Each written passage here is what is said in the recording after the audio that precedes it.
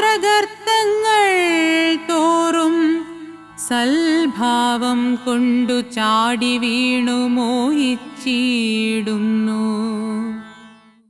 ശാസ്ത്രം ഒരു ഗർത്തമാണ്, അതൊരു മോഹവലയമാണെന്ന് എഴുത്തച്ഛൻ്റെ വളരെ കൗതുകമുണർത്തുന്ന താത്വികമായൊരു വാദമാണ്.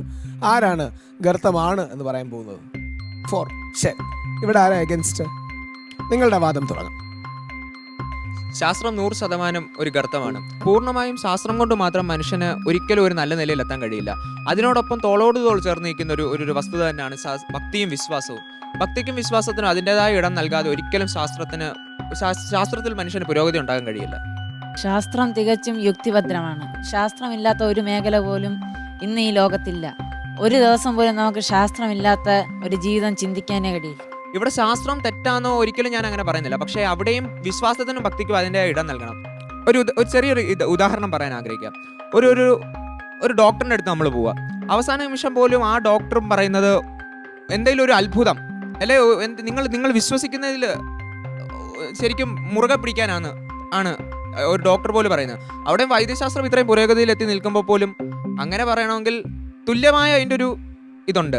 ശാസ്ത്രമൊക്കെ നല്ലതാണ്, യുക്തിചിന്ത നല്ലതാണ്, പക്ഷെ നമുക്ക് അപ്പുറമുള്ള ഒരു ശക്തിവിശേഷത്തിന്റെ അനുഗ്രഹവും ചൈതന്യവും വേണ്ടെന്നാണോ? ഭക്തി ശാസ്ത്രത്തിന്റെ ഒപ്പം നിൽക്കുന്നില്ല. അത് സത്യമല്ലേ? ശാസ്ത്രമല്ലേ കൂടിയത്? ശാസ്ത്രമല്ലേ മെച്ചം? ഭക്തിയൊക്കെ ഇങ്ങനെ മാറിക്കൊണ്ടിരിക്കില്ലേ? പക്ഷെ ശാസ്ത്രമാണ് സത്യം.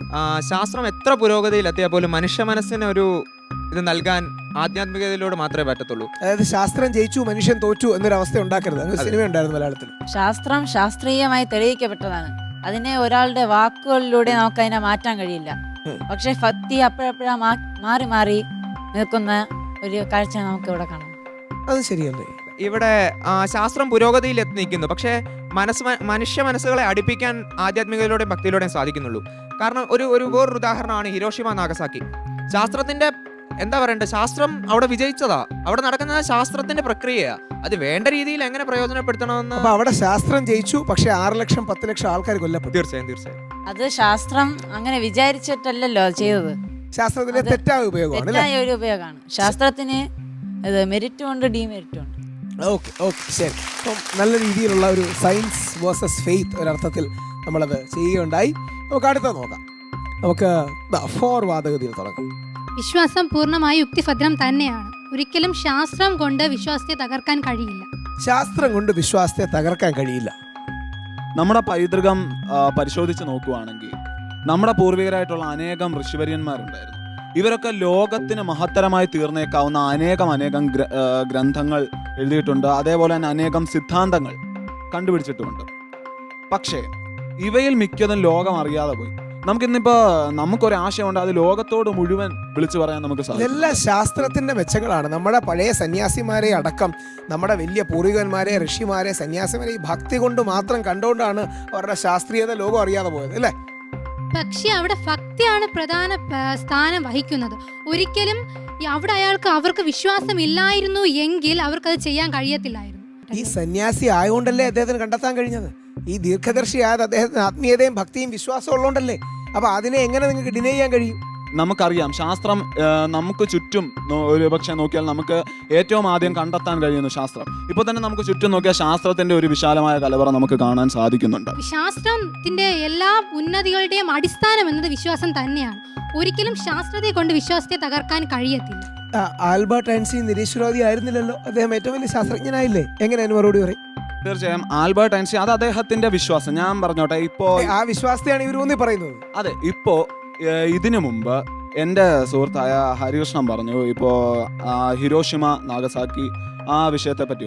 ഞാൻ പറഞ്ഞ അത് ആ ആളുകളുടെ മനോഭാവമാണ്. ഇതിപ്പം ശാസ്ത്രത്തിനെ ആണെങ്കിൽ ഇപ്പോൾ ഭക്തിയെ തന്നെ ആണെങ്കിലും തിന്മയ്ക്ക് വേണ്ടിയിട്ട് ഉപയോഗിക്കും. ഇപ്പം അനേകം അനാചാരങ്ങൾ നമുക്കിടയിൽ നടക്കുന്നുണ്ട്, കൂടോത്രം, അതേപോലെയുള്ള ഒരുപാട് കാര്യങ്ങൾ. അപ്പോൾ ഭക്തിയെ ആണെങ്കിലും ശാസ്ത്രത്തിനെ ആണെങ്കിലും. നല്ല പോയിന്റ് അല്ലേ? ഭക്തി ആകട്ടെ ശാസ്ത്രമാകട്ടെ എന്തിനേയും ആൾക്കാർക്ക് തെറ്റായി ഉപയോഗിക്കാം. അതുകൊണ്ട് നിങ്ങൾ ശാസ്ത്രത്തെ എങ്ങനെ വിട്ടു പറയാൻ കഴിയും? വിശ്വാസത്തെയാണോ കൂടുതലായി തെറ്റായി ഉപയോഗിക്കുന്നത്, അതോ ശാസ്ത്രത്തെയാണോ കൂടുതലായി തെറ്റായി? നല്ല ചോദ്യം, അതും കൂടെ കണ്ട് നമുക്ക് കൺക്ലൂഡ് ചെയ്യാം. വിശ്വാസത്തെയാണോ ശാസ്ത്രത്തെയാണോ കൂടുതൽ തെറ്റായി ഉപയോഗിക്കുന്നത്? ഈ 8 ലക്ഷം 10 ലക്ഷം പേരെ കൊന്ന ഹിരോഷിമ നാഗസാക്കി പോലെ, കെമിക്കൽ വാർഫെയർ പോലെ, യുദ്ധങ്ങൾ പോലെ എത്രയോ പേര് മരിക്കുന്നു. കൂടുതൽ ആൾക്കാർ ശാസ്ത്രം കാരണമല്ലേ മരിക്കുന്നത്? അതിന് ഉത്തരം എന്താണെന്ന് വെച്ചാൽ, നാം ഇപ്പോൾ പണ്ട് മുതലേ ഇപ്പോൾ ഇവിടെ രാമായണം, മഹാഭാരതം, അതേപോലെയുള്ള മഹത്തായ ഗ്രന്ഥങ്ങളുണ്ട്. ഇതിൽ നിന്ന് നാം പഠിച്ചു വന്നിട്ടുള്ളത്.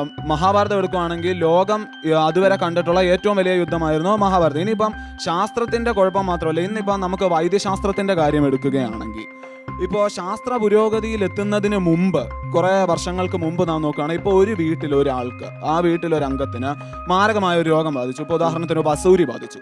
ആ രോഗം ബാധിച്ച ആൾ ആ കുടുംബത്തിന് എത്രത്തോളം പ്രിയപ്പെട്ട ആളാണെങ്കിൽ പോലും അന്ന് അതിന് ചികിത്സയില്ല. അപ്പോൾ എത്രത്തോളം പ്രിയപ്പെട്ട ആളാണെങ്കിൽ പോലും ആ ആളെ നിഷ്കരുണം വീടടക്കം കത്തിച്ച് കളയുമായിരുന്നു ചെയ്തിരുന്നത്. അന്നത്തെ ആൾക്കാർ ഭക്തിക്കും വിശ്വാസത്തിനും പ്രാധാന്യം കൊടുത്തായിരുന്നു ജീവിച്ചിരുന്നത്. അന്ന് ഇതേപോലെ ശാസ്ത്രത്തിന് പുരോഗതി ഉണ്ടായിട്ടില്ല. മാത്രമല്ല, ഇതേ വിശ്വാസം തന്നെയാണ് ഒരു സ്ത്രീയുടെ ജീവിതം വീടിനുള്ളിലാണ്, അവർക്ക് പുറത്തു പോയി പഠിക്കാൻ കഴിയില്ല, ഇത്തരത്തിലുള്ള വിശ്വാസങ്ങൾ കൈമാറി വന്നിട്ടുണ്ട്. പക്ഷെ അതിനൊക്കെ മാറ്റം വരുത്തിയത് ശാസ്ത്രമാണ്. ശാസ്ത്രചിന്താ പുരോഗതിയാണ് മാറ്റിയെന്നുള്ളതാണ് വാദഗതി. തിരിച്ചുള്ളതാണ്. രണ്ടുപേരും നന്നായിട്ട് തന്നെ, വളരെ നന്നായി തന്നെ ആർഗ്യുമെന്റ്സ് പറഞ്ഞു.